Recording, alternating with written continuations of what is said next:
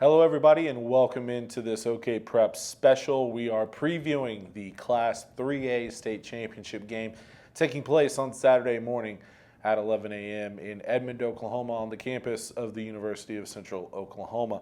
I'm your host, Michael Knight, the director of OKPreps.com, and over the next 30 to 40 minutes or so, we're going to be breaking down the upcoming Class 3A state championship game in the most comprehensive and in-depth preview of the championship game that you will find anywhere else. If you want to, you can check out all of our other championship previews, and I'm about to tell you how right now. Just subscribe to our YouTube channel if you haven't done so already. Go to youtube.com/OKPreps, hit subscribe, and you'll get all of our video content, not just our championship previews, but the championship highlight videos and all of that as well coming up this weekend in Edmond. If you're more of a podcast person, or if you're listening to us right now, you do have the option to either listen or watch these championship previews. We suggest that you go to iTunes or Apple Podcasts and search OKPreps, find the OKPreps podcast page, and hit subscribe, and you'll get all of our podcast content from these same championship previews as well as our championship recaps. That way you have the option. If you're more of a podcast person, we have you covered as well. And then as always, be sure to check us out on social media, like us on Facebook, follow us on Twitter at OKPrepsTV is our Twitter handle. And then as always, you can go to OKPreps.com for all the latest in high school sports across the state of Oklahoma. Now that we got that out of the way, let's break down one of the better championship games coming up this weekend. We got Lincoln Christian, we got Plainview, and obviously one of the biggest headlines is Heritage Hall goes down in the semifinals in Class 3A. Obviously, this is a team in Heritage Hall that's been so dominant over the last half decade that they're used to playing for the state championship. Lincoln Christian taking care of business, beating Heritage Hall in the semifinals on their road to Wantland Stadium, their road to the Class 3A state championship. So we get a matchup that maybe not a lot of people were predicting, but these are two very good football teams. You take a look at Heritage Hall, and they were number one coming into the playoffs. Lincoln Christian was right behind them at number two. And then Plainview, probably the most underrated team in the state, just considering in most other years, Plainview, in my opinion, would be without a doubt the number one team in Class 3A. But because there's other teams like a Lincoln, like a Heritage Hall, Plainview kind of went under the radar this year, but not anymore as they're playing for a gold ball on Saturday. Let's take a look first with Lincoln Christian, how their road to Wantland went this year, and there was a lot of dominance on the way. They started off early on in the season against Inola. They opened up their season against Inola. They would win that one in a blowout, 51-19. And then came a 2-week stretch where they faced two of the best teams from Class 2A in Jones and Vian. They would blow out Jones 49-14 on the road.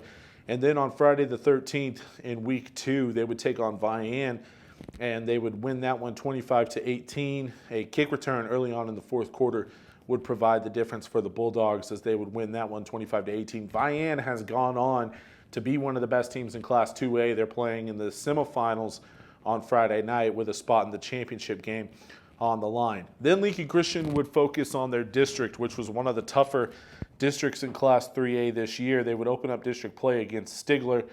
They would win that 49-21. Then they would have blowout victories really the rest of the way. They would blow out Seminole.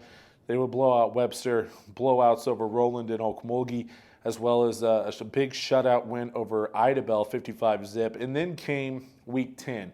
A district showdown on the road against Shakota, one of the better teams in 3A. They've been ranked primarily the entire season in the top 10. Lincoln Christian making a statement to close out the regular season, beating Shakota 56-21. They would see Inola to open up the first round of the playoffs for the second time this year. They would win that 56-7, and then that would welcome in Kingfisher to Tulsa as Kingfisher would face off with Lincoln in the second round. Lincoln would roll again 55-14, and that set up a showdown in the semifinals with Heritage Hall, 1 versus 2, and I was calling this the de facto championship game back in our playoff preview stuff. Lincoln Christian would come out and punch Heritage Hall in the mouth. And I've never seen a team come out and dominate Heritage Hall the way Lincoln Christian did. They would be up 20-0 after the first quarter. They would go on to win that one 33-6 as they just absolutely dominated from start to finish. One of the best starts I've seen a team get out to against a really good football team in Heritage Hall. So Lincoln Christian, you could tell that they were playing with a bit of an edge in that matchup against Heritage Hall, and they showed that as they would go on to win that one 33-6, punch their ticket to the state championship game. It's the third time Lincoln Christian is playing for the gold ball, the first time since 2015. And they're 1-1 all time in championship games. That 2015 title game, they lost to Heritage Hall. If Lincoln fans, you remember that was the year Micah Wilson was our OKPreps Player of the Year with 50-plus touchdown passes during the season. Lincoln Christian into the title game for the third time in school history. They did win the 2009 state championship. And what hasn't, I mean, it feels like so long ago, but it was just a decade ago. Lincoln Christian, their first year participating in the OSSAA playoffs was 2008. And then the very next year, they would go on to win their first ever state championship. They're looking to add a second gold ball to the trophy case there at Lincoln Christian coming up on Saturday. As for Plainview, they certainly come into this championship game maybe as the underdog, but at the same time, this is a very talented team, and they're not going to feel like the underdog at all. They're going to come into this game feeling like they are the favorite to win the 3A championship. Let's take a look at their road to Wantland Stadium as they come in ranked number 3, 11-1 on the season, as one of their games got canceled in non-district play when some storms rolled through Oklahoma, and that gives you an 11-1 record. They would open up the season down in Texas, taking on Sanger. They would win that one by 33 points. Then there would come a showdown 2 weeks later against Tuttle, the defending 4A state champs, and they would push the Tigers to the limit. But Tuttle would get out with a 35-28 win. That would be the only loss that Plainview suffers all year. Then they had a game on the 20th of September. It was canceled after storms, so they would open up district play against Purcell. They would have 3 straight blowouts over Purcell, Bethel, and Marlow before their annual rivalry game with Sulphur during fall break, and this would be the closest game for Plainview that they would come out with a win. A late field goal would give the Indians a 24-22 victory over rival Sulphur. Big win for Plainview, and that really set them up and kind of sparked a fuse down the stretch that would lead to a lot of high-scoring games and big-time victories over some good football teams. They would beat Lone Grove and Pauls Valley on the road, and then they would wrap up the regular season with a win over Douglas. They would open up the playoffs in the first round against John Marshall for the second straight year. They would win that game 49-15. Then they would host Shakota in the quarterfinals, and another big scoring output from their offense, putting up 58. They would give up 34, though, but Shakota, one heck of a team with a fantastic athlete in Jacob Barrett. They would win, though, by 24 points to advance to the semifinal, where they just absolutely demolished Verdigris. Turnovers had a lot to do with the blowout final score. They would win that one 55-13. So just as impressive as Lincoln Christian blowing out and really handling Heritage Hall in their semifinal, Plainview did the exact same. And putting up 55 points in the semifinal to punch your ticket to your second state championship game in school history is something to certainly note as we go into Saturday's game. As I mentioned, it is Plainview's second championship game in school history. It is the first time since 2016, so certainly a lot of success for this Plainview program over the last few years. That 2016 championship game, they would lose to Jones and the OKPreps Player of the Year that year and Brandon George. So Plainview was your 3A runner-up in 2016. Lincoln Christian, your 3A runner-up in 2015. Now they're squaring off for the gold ball on Saturday afternoon. These two teams played each other last year in the quarterfinals. Lincoln Christian would beat Plainview at home to punch their ticket to the semifinals, where they would lose to Heritage Hall, as Heritage Hall would go on to win the state championship last year. So these teams familiar with one another as they head into this week's state championship game. Now let's take a look at some of the storylines to follow as we get ready for this title clash between Lincoln and Plainview, two of the very best teams in Class 3A. This is a game that I'm excited for. I think that we could end up, this might be, look, a lot of attention is being paid to the 6A2 championship with Bixby and Stillwater. I think that this game might be just as entertaining. I mean, you have athletes, you have great players, you have guys that are going to be playing Division I football. For Plainview, they have multiple Division I athletes. Lincoln Christian, I don't know if they have, Division I athletes, but they have really good football players that are extremely experienced, and they've shown all season why they're one of the best teams in Class 3A with just how dominant they've been. You saw some of those scores that they've put up this year. I mean, who's going to slow them down? Well, Plainview certainly has the opportunity and the ability to with some of the players that they have on both sides of the ball. But let's break down this matchup and take a look at three storylines that certainly could end up providing the difference for whoever is raising the gold ball on Saturday afternoon. And the first one is very simple, and I think it's the most important. It's going to be Plainview's defense reacting to Lincoln Christian's play-action offense.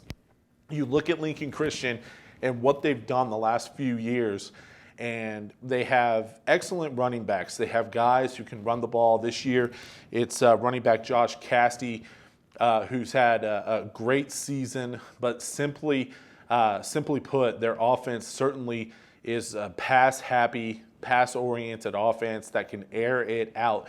Chase Ricke has thrown 49 touchdowns this year, only 2 interceptions. And the thing that is most dangerous about Lincoln Christian in this passing offense is their ability to bring the defense in. They will run the football. If you go back to that game last week against Heritage Hall, I was there on the sidelines for the majority of the first half, and they would bring Heritage Hall in. They would hand the ball off to Josh Castey, their running back, multiple times, first down, second down, even third down. They would bring in the Heritage Hall defense, and then they would hit them with a play-action pass. And they have guys on the edge at wide receiver that are fast enough to beat the corners off the ball. And by bringing in the defense with the run, with that play fake, it's a one-on-one situation, and Lincoln Christian tears defenses apart when it comes to one-on-one situations. So that, to me, is the biggest key to this ball game. If Plainview can defend the play-action pass and not get beat for that big play, they'll have a shot. They'll have a shot in this championship game. They'll be right there in the end. As Lincoln Christian, they've been able to just tear up defenses with that play-action pass. Another one to follow, and it's more specific to Lincoln Christian, it's the mindset of the Bulldogs. When you consider what they experienced last week, it was 1 versus 2.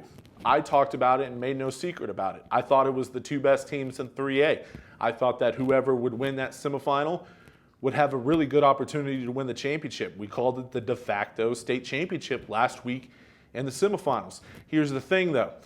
It was the semifinals. It wasn't the championship. Heritage Hall, a big emotional win over the team that blew them out in the semifinals a year ago.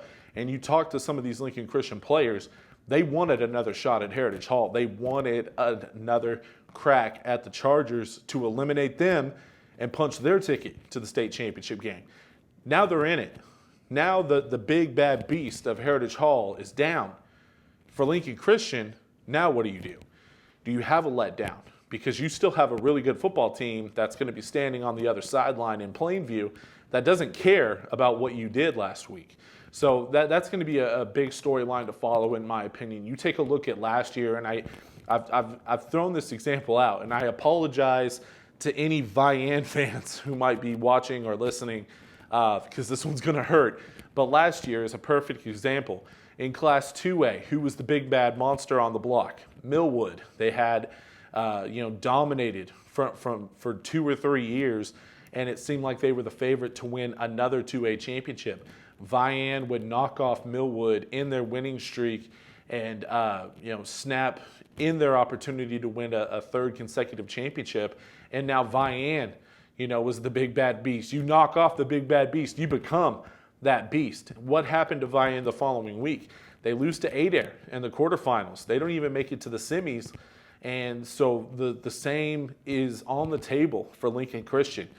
Don't have that letdown. And that is a possibility. I mean, you play a team like Heritage Hall who's been so dominant. It's going to be interesting to see. Look, if they don't have a letdown, if they continue to play the way they've been playing, it should be interesting to see what happens. But if they have that letdown that we've seen in the past from teams after they beat the heavy favorite going into the playoffs, Plainview, that door might be opening to a potential gold ball. And then finally, it's very simple for Plainview offensively, and they haven't had any problem with this the last 3 weeks, but they got to score points. They have to score. They have to be able to put up points on the scoreboard.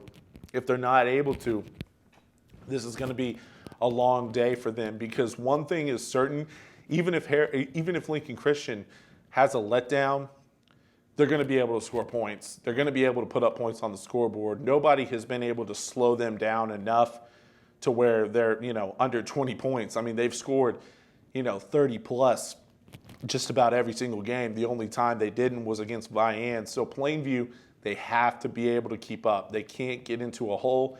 They have to be able to score points. And the good thing for them, they're playing some of their best football offensively right now.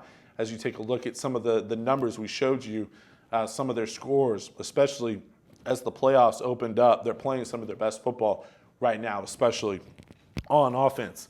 All right, let's throw it to our coaches' conversations now. We sat down with both head coaches in the matchup.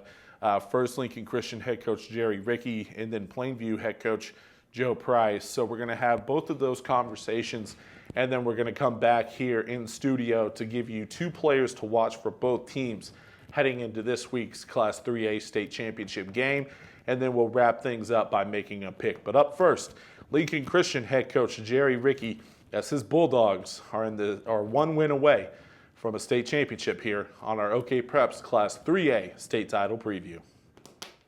And we start off our coaches' conversations here at Lincoln Christian as we get ready for the Class 3A state championship. Full disclosure, this is being recorded about less than 12 hours after Lincoln Christian knocked off defending champion Heritage Hall. So, Coach, obviously we have to start there. Knocking off a team in Heritage Hall that's been so dominant over the last 5 years, a team that knocked you guys out in the semifinals last year. I mentioned this to you before we hit record. Your guys were ready to go from the opening gun. As you came out, popped them in the mouth. Next thing you knew, you were up 20-0. Yeah, we came out really strong. Our kids kind of were just all week were locked into the game plan, and it's been a long year waiting for this to happen. There's a lot of things that had to fall in place before, but our kids were really excited for the opportunity to play Heritage Hall again. We know how good of a program they have. Their coaches are outstanding, their players are outstanding, and they're the benchmark in our class. And so, to advance to the finals, we knew it was going to take a total team effort, and we wanted to come out fast, and we started off fast, and really proud of our kids. I talked to a couple of your kids back in August at our Media Day event, and the one thing that they were all fired up for was another shot at Heritage Hall. Throughout the season, did you ever feel like you needed to reel them back in? I mean, obviously, whatever you did this year worked, 13-0, great run for your ball club. Did you ever have to reel them back in as they were looking ahead to a potential showdown with Heritage Hall? I think they were very grounded in each week, and our kids, did a good job of focusing on the opponent each week. It's kind of coach speak, but my assistant coaches did a great job of just keeping each week separate, trying to go 1-0 for the week. We didn't look ahead because we had a tough schedule. Our district was a really good district. We went 3-1 in the first round, and teams like Shakota and Idabel and Stigler, we had to focus on those teams each week, and our kids did that. And then we talked about the opportunity arising and that chance to get to play Heritage Hall, which it came to fruition, and we made the most of it. Did it feel, it was 1 versus 2, and plenty of people, including myself, kind of insinuated that it was kind of a de facto championship. These were the two best teams going into the playoffs, and now there's still one more week ahead. Did it feel, as you were preparing for this game last week, did it feel like a kind of a de facto championship? Well, we didn't talk about championship. We just talked about, the same thing we talk about each week is just getting ready and just for our opponent. And, we knew it was going to be a big game, a great atmosphere. There's going to be a lot of interest in it. And our kids were, that made it exciting for them. We had an outstanding crowd last night that really helped our kids. And the atmosphere was that way. But, I know Plainview has something to say about it yet. And they're a great program. We played them last year. They're having a great year. So, we've got to kind of refocus and get ready for another week. We'll get into Plainview in a bit, and it kind of leads me to my next thought, because you get them in you have another game. You have one more game. That wasn't the championship, and we've seen over the last couple of years a great example. Sorry, Vian fans, but Vian knocks off Millwood, and that was the heavy favorite in 2A. The next week they get tripped up by Adair, and their season's over. How do you now turn the page on Heritage Hall in your kids' minds where, look, that wasn't the championship game. You have one more game ahead of you. You don't want to slay the beast, so to speak, and then fall short of the gold ball. How do you get that into your kids' minds? It's just, starting. We'll start this morning here in a little bit with film.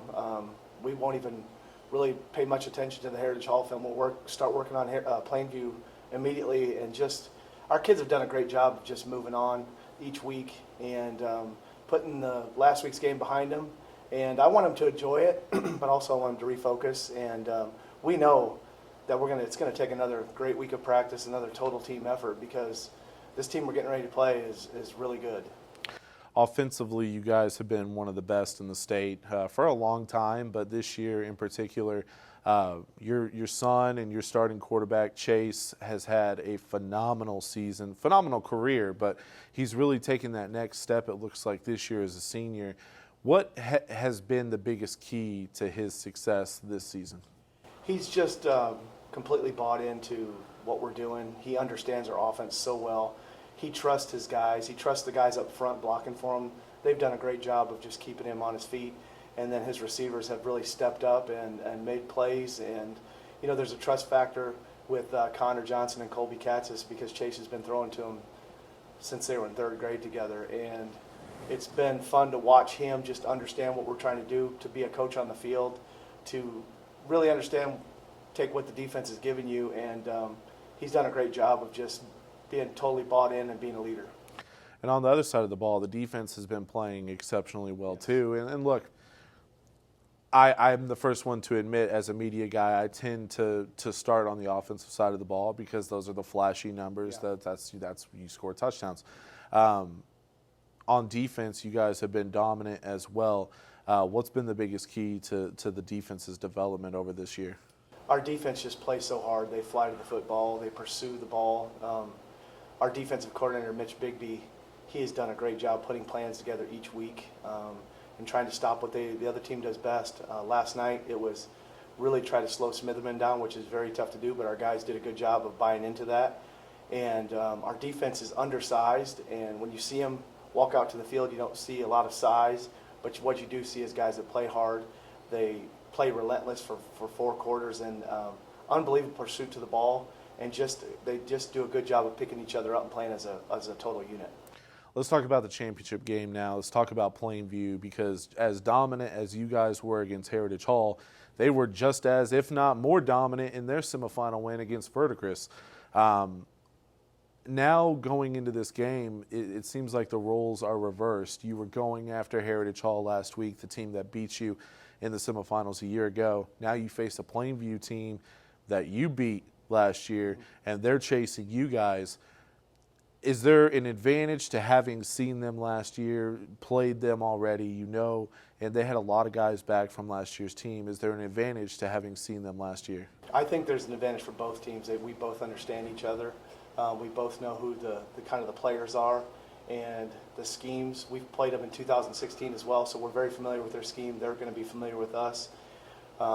There's a lot of players that are back on the field from last year's quarterfinal game on both sides of the ball. So that was a a really good game, and we had a few plays that went our way. Otherwise it was a close game, but it could have been even closer. And we know that we've got to just start this week fresh, and because Plainview is going to be a really tough opponent. They beat a really good Verdigris team who we're familiar with as well, and they beat them pretty handily, and they're playing good football right now. So our focus is going to be on them, and we're going to take each day, each practice at a time, and try to get better and ready for them. Arguably their best player, without a doubt their best playmaker, Blake Now, their star wide receiver, committed to TCU, one of the top wideouts in Oklahoma.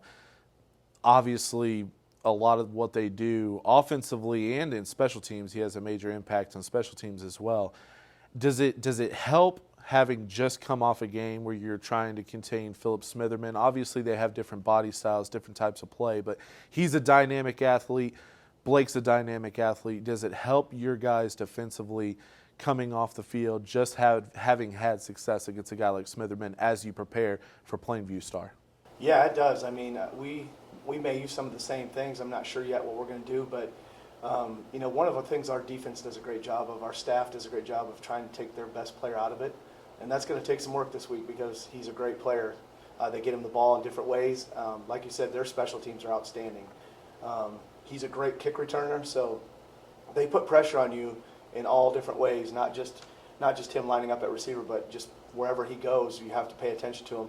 But they complement that with a really good running game, and you can't just focus everything on stopping him because they got great offensive linemen, and the offensive lineman that they have is just an unbelievable player. He's one of the best I've ever seen. Right. And we know that they can run the ball. That's what they like to do, and they'll take their shots when they have them. So we'll have to, I think any coach would say go out and stop the run game and make them one-dimensional, and we're going to have to do that to these guys to be successful. I didn't see the final numbers from their win over Verdigris at the time of this recording, but I did see something on social media that they forced about 5 or 6 turnovers in their semifinal victory. Obviously, that helped with a blowout win. Offensively, how do you avoid, playing a defense that has forced a lot of turnovers this season? Your team on offense has been very good at protecting the football. How do you avoid, having that letdown against a team that just thrives off of turnovers? They do a good job of creating turnovers. They've got guys in the back end that if you leave the ball up, they're going to go get it. And so one of the things that we talk about is with Chase is just making good decisions. He's got the number that I'm most impressed with him is his completion rate, 75%, and he's only thrown 2 interceptions. So he understands where the ball needs to go, and he understands how to get there on time. And when you need to, tuck it down and run or throw it away, and he does a good job of that. Josh, our running back, he's an unbelievable running back that takes care of the ball. We work on that every week, ball security, and we just have to continue to preach that and hold on to the ball. That's what we did last night really well, is not turn it over. And that's going to be a big factor in the game. How excited are these kids? To play for a championship is obviously a special feeling. At a school like Lincoln Christian, and you have on the wall up here, state champions, state runner-up, district champions. This is only the third time Lincoln's been in a championship game. The first since 2015. Michael Wilson had a lot to do with that as well. How excited is this group that's been working towards this goal? A lot of these guys are 2-year, 3-year starters, and now they get the opportunity to play for a gold ball. They're very excited. After the game last night, it was pandemonium. Our kids were so excited. One of the coolest things I get to do is, I do some interviews with the newspaper guys and talking to parents, and I never really get to see the kids until I walk into the locker room after kind of going through all the crowd and just to see their faces when I walked in and just see how happy they were. They knew they'd worked a long time for this, and they were so excited. They're going to be excited this week, but they know this group does a great job of refocusing and getting things back in order to just, it's another grind. The week's going to be another grind getting ready for Plainview, and so I want them to enjoy it, but I know they'll focus in when the time is needed. And there's an interesting dynamic this year with all the games being played at the University of Central Oklahoma, which I'm a huge fan of. Not UCO in particular, but all the games being at one location.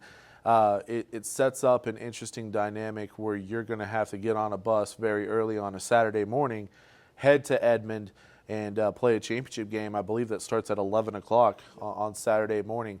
Obviously, it's different than what you're used to kicking off on a Friday night.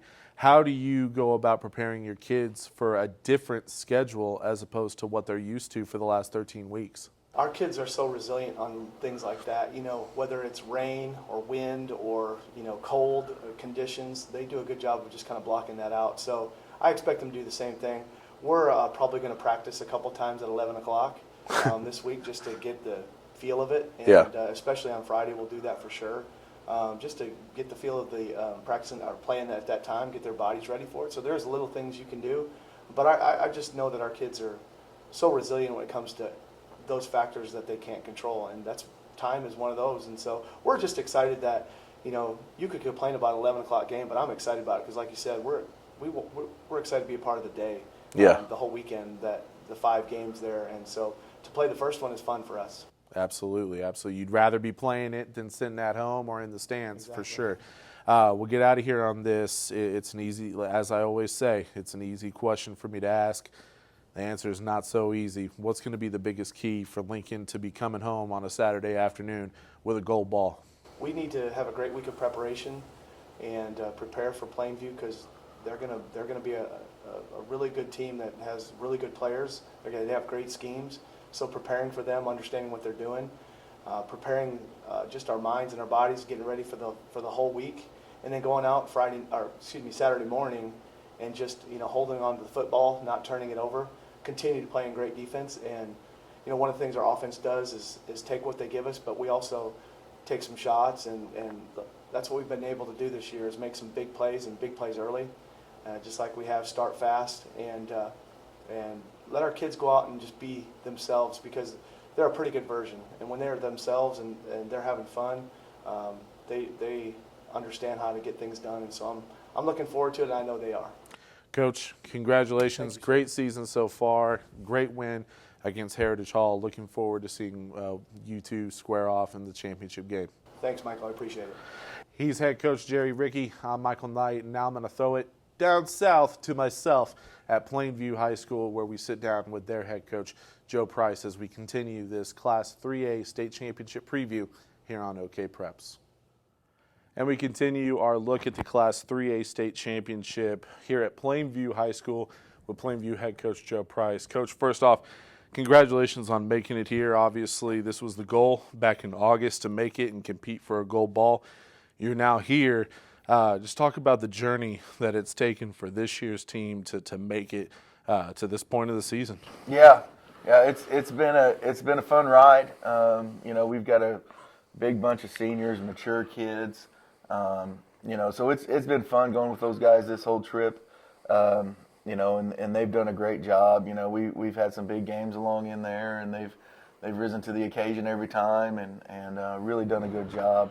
From a leadership standpoint, from a work ethic standpoint, I think it's hard for kids sometimes to continually stay on top of doing what they need to do on a weekly basis. I think that's a good product of having a bunch of seniors this year that they were able to do that and stay focused and stay motivated. You and I talked back in August, and you mentioned how this senior group had been together for so long, and you guys have basically been working towards this year as being kind of the payoff year. Like, look, if we're going to get it done, this group of seniors is the group of seniors that can absolutely get it done. Was this the expectation back in August that you guys had obviously talent-wise, one of the best teams in Class 3A, but did you have that expectation of this group? Hey, you guys have the ability, you have the talent to make it this far. Yeah, I think that was a realistic expectation. Just because of where we had been the last few years, the teams we had played and kind of, the games that we had been in, games we won. We've kind of been at that point here the last few years where, we feel like we can consistently get into the playoffs and go win those games. And, we knew a big deal this year for us would be to win the district. And after we were able to get that done, we felt like we were in a good position, to have an opportunity to get back here. And, we've played probably some of our best games we've played all year the last 3 weeks. So it's kind of been a deal where we've gotten better each week. How much has, you mentioned playing some of your best football, and obviously, with the talent that's on this year's team, as a coach, you hear all the time how you want to be peaking at the right time. Health has a lot to do with it as well. As long as you're healthy, you have a chance. You mentioned playing some of your best football right now. What's been the biggest key to that over the last several weeks? I think once we kind of got to the point that we were in the playoffs, when we got done with the regular season and we knew we had the District 1, it's just like starting that new season. It's that second hurrah, so to speak. And I think the kids just got that renewed energy, that renewed juice, and they were fired up to get back out there and get back after it. And I think telling them that you just have to focus on a weekly opponent and stay on top of being ready to play that team. The kids have done a great job with it, and I think once we got done with the regular season, we were ready to start the postseason. They were just had a renewed energy and renewed spirit, and they were excited and ready to get after it. Anytime you make it to a championship game, your guys are going to have confidence. They're going to know that they're one of the best teams in the state, because you don't make it to a championship unless you're one of the best teams in the state. Does your group have an added confidence, considering how dominant you've been over the last 3 weeks? You've played some of the best teams in 3A, and it started in the first round with a very talented John Marshall team. Then you face one of the best athletes in Class 3A, Jacob Barrett with Shakota, and then you take care of a Verdigris team that had one of their best teams in school history. You blew them out, all of them, across the board. Does your team have more confidence going into the title game, knowing that you've seen some of the best teams in 3A and you've handled your business exceptionally well? Yeah, I think they're going to be confident. I think they are confident. Just playing the way they've played against some of those people has been, really exciting for me as a coach to watch the kids go do it. I think sometimes it's a great process for the coach as well as the kids, because you get to watch them doing the things that you've taught them over the years, and just go watch some of the things that they've learned over the years, pay off for them, and watch them do those things. So, yeah, I feel like they've got a lot of confidence right now. But they've also been very good about respecting each opponent every week and making sure they're prepared to play each team. Because those three teams all had a different, makeup of what they were really good at. And all three of them were really good at different things. John Marshall had a bunch of speed, had three really, really fast guys. And, they were able to get them the ball in some different ways, whether it was lining them up at quarterback, having somebody else throw them the deep ball. That was a really good, matchup for us as far as, learning how to keep the speed in front of us and tackling those guys and doing a good job with rallying to the football. And then the quarterback at Chakota, he was just a special athlete. He's a really good athlete. I thought, he was really impressive in all the games. And then when we saw him live and in person, he kind of lived up to what he was. We did a good job of containing him. But he was still able to make plays and do some really good stuff, and I was impressed with him after we got done playing him. And then Verdigris was a really complete team. Right. I thought they were I think they were good on the O line and the D line. They had big kids. They were physical kids. And then they had one really good receiver, but they also had a good running back, and the quarterback did a good job. So they were very complete and balanced, I thought. So I think the kids have done a good job of playing all 3 weeks. You mentioned complete, and that's a great word to describe your star, Blake Now, who, talking with the folks at Lincoln Christian, I know that they went from having to contain a Philip Smitherman at Heritage Hall to having to figure out a way to slow down Blake, who is so good at just about everything that he does on a football field. Watching him the last several years evolve his game to just becoming one of the best football players. It doesn't matter where you put him, Coach. He seems to just make plays. Do you guys, as a coaching staff, just spend time trying to figure out, okay, he's made an impact on offense. He's certainly made an impact in special teams, returning kicks. I don't know why anybody still kicks to him, by the way, but they do. Have you just gone crazy in the coaching room trying to figure out new ways to get him involved? Because it seems like whenever he has a football in his hands, good things happen. Yeah. I don't know if we've gone crazy, but we just try to figure out some different ways to get him the ball each week. Because people, like you said, are trying to figure out the best way to defend him. And I think by moving him around and putting him in different spots, you create different matchups. You create different space for him to play in. And then sometimes we line him up at running back, and sometimes we line him up at quarterback and do some wildcat stuff. So we do some different stuff. Just to allow him to make an impact. I think sometimes if he's only playing receiver, you can double cover him to an extent where it makes it hard for us to get him the ball. The farther down the road, obviously the better people we're playing against. And everybody's coming up with different plans and different ways to defend him. So we've got to make sure we stay on the attack, I guess, so to speak, as far as making sure we can get our best players the ball. And the other thing is we're super balanced with what we do as far as spreading the ball around. I know Blake usually makes big plays when he gets the ball, but we've got two running backs that are both kind of equal in carries, and they've got, between the two of them, I think they're at about 1,800 yards. And then our other receivers have all played really well, and can make plays when they get it too. So. You mentioned, that balance, and you talked about how if a defense is, putting two guys over on Blake, trying to worry about limiting what he can do, that's opened the door for other guys in this offense to step up. And anytime you have a playmaker like that, that's what you're going to get.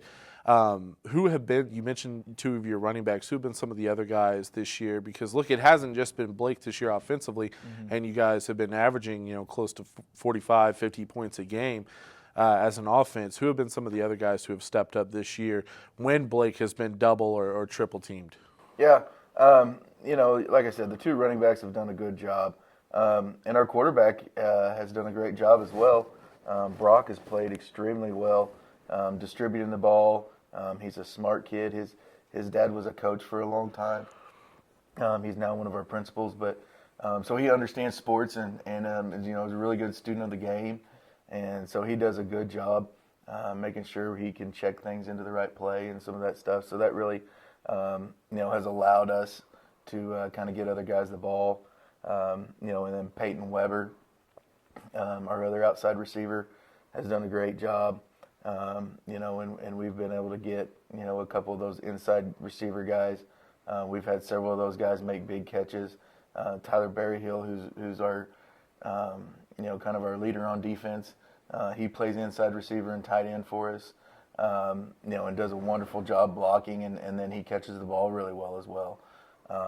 And then Reese Taylor, who's a younger kid, plays there a lot too, and he's really made some big catches for us as well. So, it's just been a good situation where we've been able to get those other guys involved a lot, and to those guys' credit, none of them are worried about who gets the ball. They're just worried about, what the score is at the end of the game. And so, that's been really nice all season long that, everybody's just been focused on, getting the win on a weekly basis rather than worry about who gets credit. You've been able to win at least the last three to make it to this week's state championship game. You get Lincoln Christian in the title game, a team that you saw a year ago in the quarterfinal round. They just got off of a revenge game where they got knocked out by Heritage Hall. They're able to get over that mountain, beat Heritage Hall. Now it's your turn, to have a revenge game. Have you talked about Lincoln Christian in that respect? Obviously, it's a championship. You don't need anything else to be motivated for a championship game, but you're getting another shot at the team that sent you home last year. Does that give any extra juice to your kids? I guess I think maybe to a little bit. But, everybody's different every year. And, And I think, they've got a great group. I think they're a lot better than they were last year. Just from an overall standpoint, just from watching those guys play on film a couple times now.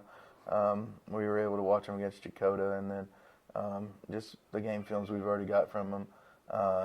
They're a super talented bunch, and they've got a lot of different ways that they can get after you. So we're going to have to do a really good job of getting prepared this week. But, I think our kids are just going to be excited to be there.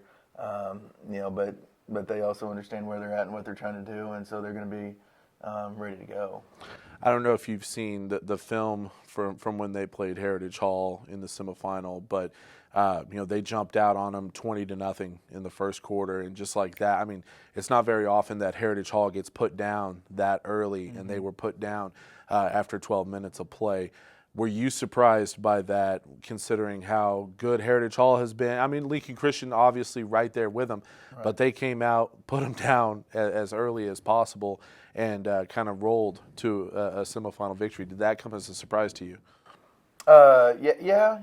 I thought it would be a really closely contested game. Just for a bunch of the factors that you've already mentioned.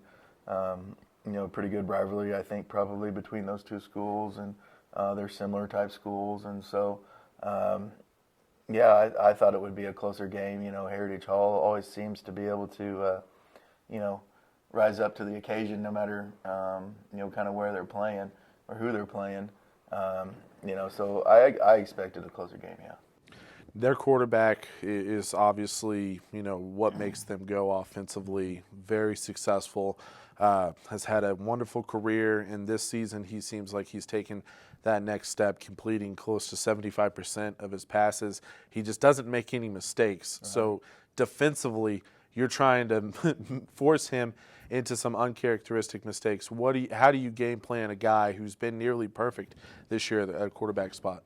Yeah, I think that's the question of the day today, as we're getting prepared to play these guys. I think he's a great player. And just the games that I've watched him play, probably a product of being a coach's kid too. Right. You can tell he really understands what's going on out there. I'm sure he has the leeway to check some things and make some decisions out there that are going to be the best for the team. So it's nice to see a kid that's that type of player. Really, it's a deal as a coach. You're never you like to see good kids on other teams, and you're happy for a kid that does well. So I just think we've got to be very, very sound in what we do, because they are very balanced too. They run the ball really well. And so I think we've as a defense have got to just make sure that we're lined up well. We'll have to be able to win some physical battles up front. And I think we've just got to do a great job of tackling. It's funny that at this end of the year, you're still talking about that. Right. But if you don't do a good job tackling, you're going to struggle on defense. And I think they're going to complete balls. They're going to have big runs. At this point in the year, when everybody's good, those things are still going to happen. But we've got to try to limit their big plays. And really make them do a good job of driving the football. I think you've still at this point got to make the other team work to get what they get, and if we can do those things, at some point I think things will happen for you, and whatever the situation is, I think things will work out with you as long as you just kind of stay the course and keep doing things the right way and be really sound with what you're doing. You mentioned how they, are coming off of a very emotional win for them as a program to get over that Heritage Hall hump. And, it was 1 versus 2 in that semifinal, undefeated versus undefeated. Right. They're moving on to the title game. They just knocked off, top-ranked Heritage Hall. They're probably feeling pretty confident. Do your players feel like the underdog coming in at all? Do they feel that like that's their role, or is it one of those deals where they haven't even paid attention to any of that this year? I don't know if we've worried about that. In most of the situations, we really haven't been that guy. But I'm sure in this game we'll be perceived as the underdog. So I think it's a situation where I don't know if it's a big factor, but I would guess that most people would put us as the underdog in this game. Now it's the final question. It's an easy question for me to ask. It's not an easy answer by any means, but when you look at this matchup, when you look at Lincoln Christian, obviously they do a lot of things very well, especially on the offensive side of the ball. That defense, looked really good in their semifinal victory. Looks like a complete football team. Going to be a great matchup on Saturday morning in Edmond, Oklahoma.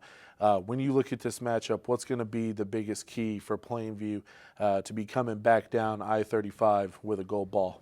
I think this is going to sound like a really simple answer, but I think we've got to do a good job of taking care of the football, and then we've also got to do a good job of, keeping their skill guys, their fast guys in front of us and doing a good job of tackling. I think, where you've got two really well matched up teams, it's the little things in the game that are going to make the breaks in the game. I think it's still tackling, and I think it's turnovers. If we make sure we take care of the ball, and are able to get our playmakers the ball on offense, and then defensively, if we're able to take care of, some of their kids and keep them contained, I think those will be the big keys for us. Well, Coach, congratulations on getting here. Great season for you guys so far, and I'm really looking forward to this matchup. Two great football teams. It should be a good one, like I mentioned, in Edmond at UCO as you guys kick off for the 3A state championship. Good luck against Lincoln, all right? All right, thank you. He's head coach Joe Price. I'm Michael Knight. Now we're going to throw it back to the studio where we're going to break down some of the players to watch. We mentioned a couple of them here for Plainview.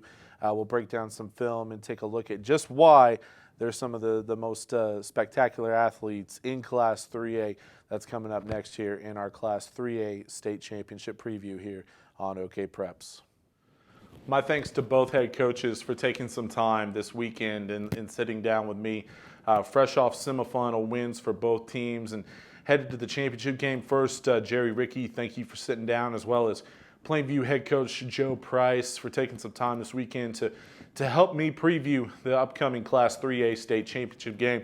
It is our 3A championship preview here on OKPreps, and before we get out of here, we got to give you two players to watch for both teams, and we're going to start with Lincoln Christian, two players that I've already talked about, and it's really that 1-2 punch that's going to really decide, what happens on Saturday, in my opinion, and it's the 1-2 punch, and we're going to start with the quarterback, Chase Ricke. He's a senior. He's a 3-year starter.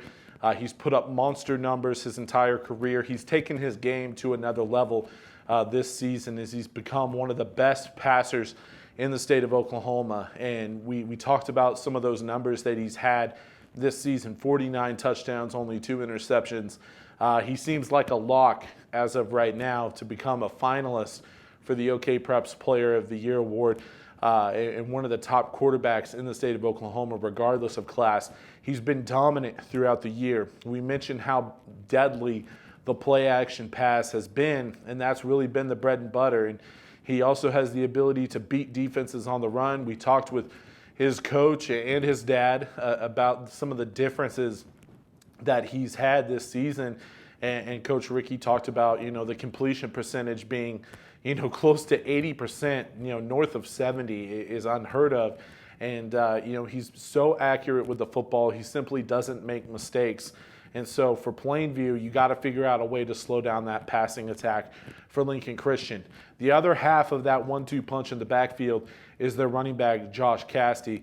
And we talked about how important it will be for Plainview to stop the play-action pass. And Castee, and look, the running game for Lincoln Christian, it's, in my opinion, it's to set up the throwing game. It's to set up the passing game, the big plays, the long throws that we've seen over the last couple of years. But make no mistake about it, Josh has the ability to break a game open himself. If he gets into the open field, he's not going to just settle for, a couple of yards and going out of bounds or whatever it may be to set up the play action. He's going to go score. He's run for, plenty of yards and plenty of touchdowns this year. So I think that, that 1-2 punch is going to be so important when it comes to figuring out the deciding factor in this championship game. I think that it's going to be a pretty high-scoring game, and I think that when you look at those two players for Lincoln Christian has a lot of firepower on the offensive side of the ball, and that'll certainly help in a potential shootout on Saturday.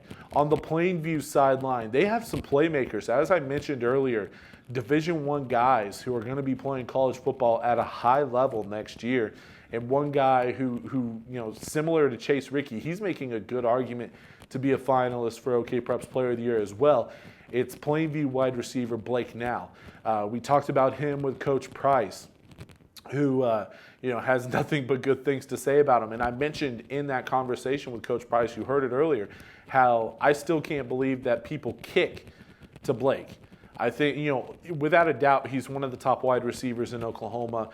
There's no secret about that. He's an absolute game changer when it comes to being able to catch the ball. You just throw it up to him. He has the height. He has the athletic ability to go up and get it. He's a mismatch every single time he steps on the field. But kind of what separates him from some of the other top receivers in Oklahoma is his ability in the kick return game. And teams still kick Blake the ball. They still kick at him instead of away from him. And he has the ability to break a game open in special teams as well.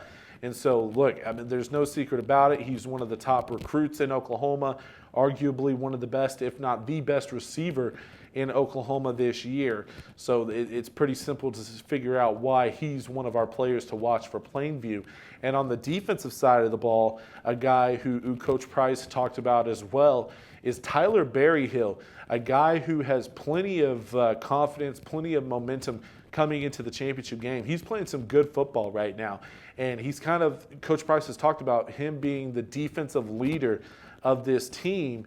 And when you're on defense going up against Lincoln Christian, it could be a long day unless you figure out a way to slow them down, force some 3-and-outs. Tyler Berryhill certainly has his hands full with the matchup itself, but at the same time, he has the ability. Plainview defensively, they have the personnel to stay with Lincoln and slow down this passing attack, slow down Lincoln's offense. And Berryhill certainly has the ability to slow them down throughout the morning and into the afternoon in the 3A state championship game. But the question will become, going back to that first storyline to follow, is don't get suckered into the play action. So Berryhill, you're the defensive leader of this team. You got to show up against one of the best offenses in Oklahoma. That's certainly going to be a matchup to watch, as he's certainly a player to watch for the Plainview Indians. He's had a spectacular season. I'm looking forward to seeing what he and this Plainview defense can do to try to slow down Lincoln and that high-powered offense.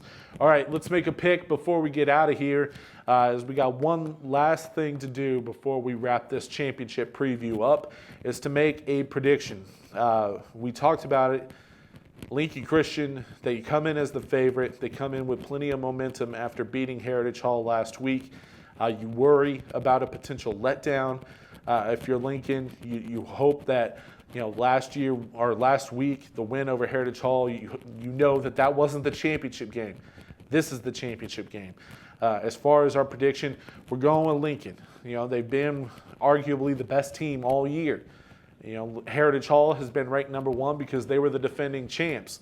But Lincoln Christian, that's a team that looked like the best team throughout the season, and they showed that last week against the semifinals. They have against Heritage Hall in the semifinals, they have one more step to prove it for good that they are the best team in Class 3A. We think that it's going to be a shootout. We think that there's going to be points. Like I said, this could be the most entertaining game of the weekend, certainly the second most entertaining, but behind only the 6A2 championship between Bixby and Stillwater. I think that it's going to be the best game on Saturday, so you'll want to get there for the 11 a.m. kickoff to be sure to take this game in. It's going to be the best game on Saturday, in my opinion.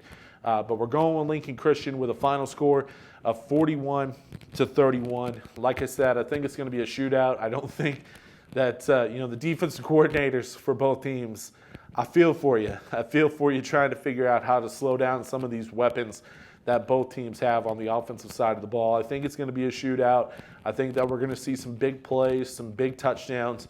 But at the end of the day, I think that the Bulldogs are on a mission.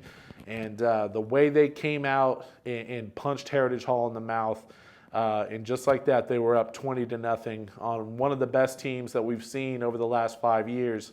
One of the best programs, I should say. This wasn't Heritage Hall's best team by any means, but that's a program that simply knows how to win.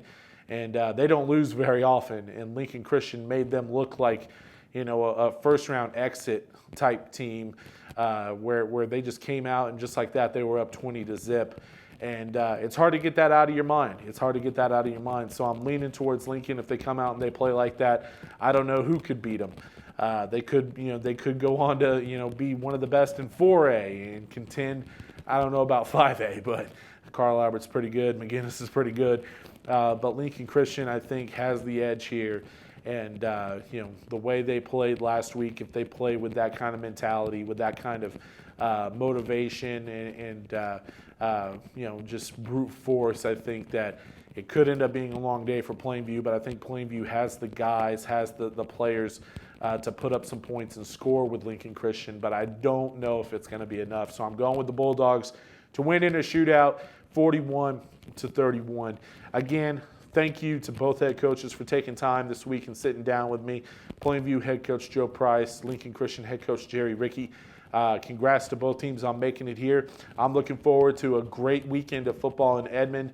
And be sure to stick with us here on OKPreps, whether it's our YouTube channel, podcast. We're going to have a lot of coverage over the next couple of days with the championship games in Edmond. So you'll want to be sure to stay with OKPreps throughout YouTube, youtube.com/OKPreps. We're going to have all the championship reactions and all of that, championship highlight videos, everything that you need to see and check out all the sights and sounds of the championship weekend, as well as our podcast page. We're going to have plenty of reaction there as well.